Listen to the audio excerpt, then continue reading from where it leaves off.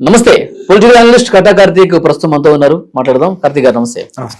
కార్తీక్ గారు, America president Donald Trump తో ఆంధ్రప్రదేశ్ ముఖ్యమంత్రి చంద్రబాబు నాయుడు గారు భేటీ అవుతున్నారు త్వరలోనే అని ఒక వార్త చక్కర్లు కొడతా ఉంది. ఇందులో ఎంతవరకు వాస్తవం ఉంది?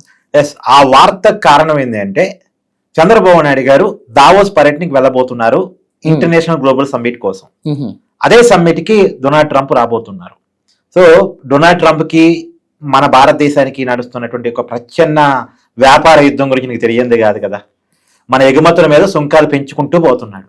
గతంలో 50% సుంకాలు మోపాడు. ఇప్పుడు 500% సుంకాలు మోపటానికి నేను రెడీ అని చెప్పేసి సంకేతాలు పంపిస్తున్నాడు. కారణం రష్యాతో మనం చమురు కొనుగోలు చేయడం అని చెప్తున్నాడు.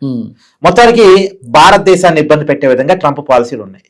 అదే క్రమంలో భారతదేశంతో తగువ పెట్టుకునే పరిస్థితుల్లో కూడా అమెరికా లేదు. ఎందుకంటే భారతదేశం అనేది చాలా పెద్ద మార్కెట్ అమెరికా వస్తువులకి, అమెరికా కంపెనీలకి. సో భారతదేశంతో అతిగా పెట్టుకుంటే అంతిమంగా నష్టపోయేది అమెరికానే. ఎందుకంటే మనం ఎగుమతుల మీద ఆధారపడేటువంటి దేశం ఏం కాదు. అంటే మనం ఎగుమతి చేయిస్తే దానివల్ల వచ్చే రెవెన్యూ ఆధారంగా బతికే దేశం కాదు. మనది సెల్ఫ్ సస్టైన్డ్ దేశం. అంటే మన దేశంలో ఉన్న ప్రొడక్టివిటీ మన దేశంలో ఉన్న 130 కోట్ల మంది సరిపోతే చాలా అనుకునేటువంటి దేశం మంది. మన కాడ 130 కోట్ల మంది జనాభా ఉంటే మనకు అడ్వాంటేజ్. మన కాడ హ్యూజ్ మానవ వనరులు ఉన్నాయి, పైగా యూత్ ఎక్కువ మన కాడ. కాబట్టి మనం మన వనరులను ఉపయోగించుకోగలిగితే, మన ప్రొడక్టివిటీని మన వనరులకి ఇవ్వగలిగితే చాలు అనుకునేటువంటి దేశం మంది. మనం ఏదో అవతలకి ఎగుమతి చేయాలి, ఎగుమతి చేయడం ద్వారా ఆదాయాన్ని సంపాదించాలి, దానివల్ల మనం బతికి బట్ట కట్టాలి అనుకునేటువంటి దేశం మనం కాదు.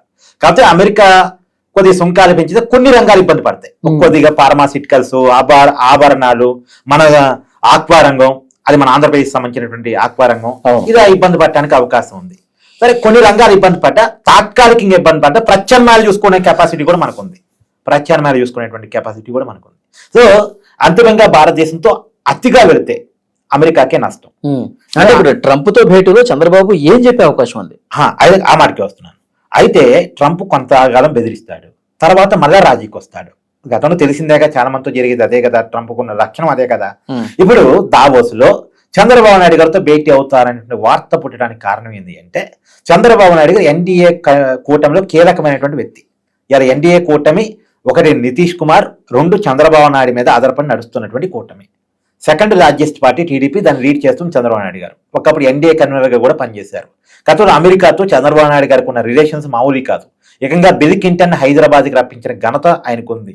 కాబట్టి ట్రంప్ ఖచ్చితంగా మోడీతో మధ్యవర్తిత్వానికి చంద్రబాబు నాయుడు ఎంచుకునే అవకాశం ఉండొచ్చు. దావోస్ లో ఆల్రెడీ చంద్రబాబు నాయుడు గారు వస్తున్నారు, ట్రంప్ గారు వస్తున్నారు. కాబట్టి అక్కడ వీళ్ళిద్దరికీ భేటీ జరిగేటువంటి అవకాశం ఉండొచ్చు అనేటువంటి చర్చ ఒకటి ఇంటర్నేషనల్ మీడియాలో స్టార్ట్ అయింది. అంటే చంద్రబాబు నాయుడు గారి స్థాయి ఏంటి అంటే, రాయిటర్స్ అనేటువంటి కథనం మోడీ గారు తర్వాత చంద్రబాబు నాయుడు గారు ప్రధాని రాసింది. అది తప్పే, నిజానికి అదేం కాదు, అసలు ఆలోచన కూడా ఏమీ లేదు. అవును. కానీ అంటే చంద్రబాబు నాయుడు గారి స్థాయిని ఆ రకంగా ఇంటర్నేషనల్ మీడియా అంటే ఎన్డీఏలో నెంబర్ 2 గా ఒక కీలక నేతగా చంద్రబాబు నాయుడు ప్రొజెక్ట్ చేసి ఉన్నాడు. 40 ఏళ్ల సుదీర్ఘ రాజకీయ జీవితం టీడీపీకి కానీ చంద్రబాబు నాయుడు గారు కానీ ఉంది కాబట్టి, సో ఆ మాత్రం ఇన్ఫ్లుయెన్స్ కెపాసిటీ ఉన్నటువంటి సీనియర్ ఇండియన్ పొలిటీషియన్ కాబట్టి ఆయనకి అన్ని విషయాల మీద అవగాహన ఉంది. కాబట్టి మోడీ గారితో డైరెక్ట్ గా మోడీ గారితో భేటీ అయితే ఏదో ఒక సయోధ్య కుదరాలి. కాబట్టి మధ్య మార్గంగా చంద్రబాబు నాయుడు గారు ఒక ప్లేస్ లో కలిసే అవకాశం ఉంది. కాబట్టి అక్కడ చంద్రబాబు నాయుడు గారితో అమెరికా భారత సంబంధాల మీద చర్చించే అవకాశం ఉంది అనేటువంటిది మాత్రం నడుస్తున్న చర్చ. కానీ అది రియాలిటీలోకి వస్తారేదో మనం చెప్పలేం. ఒక ఊహాజనిత కథనం అది. రియాలిటీలోకి వస్తారో అది మనకు తెలియదు. చూద్దాం. Thank you very much.